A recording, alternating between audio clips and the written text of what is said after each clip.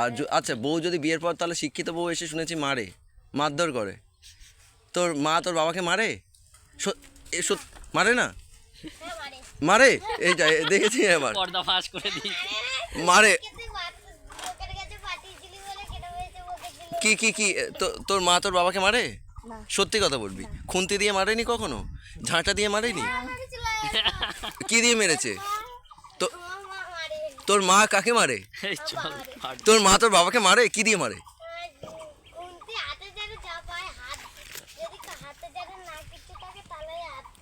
হ্যাঁ, দিয়া তোর বাবা কান্নাকাটি করে না? তোর বাবা চুপ করে সহ্য করে? ভয় পায়? মা তোর ও মানে যখন তোর মা তোর বাবাকে মারে তখন তোর বাবা হাসে? আচ্ছা, না তো তোর বউও যখন তোকে এরকম মারবে তুই কি করবি? হাসবি? হাসবি? মানে বউর হাতে মার খাবি? চুমু দেবে। বউর হাতে মার খাবি? বউর হাতে মার খেতে চাস?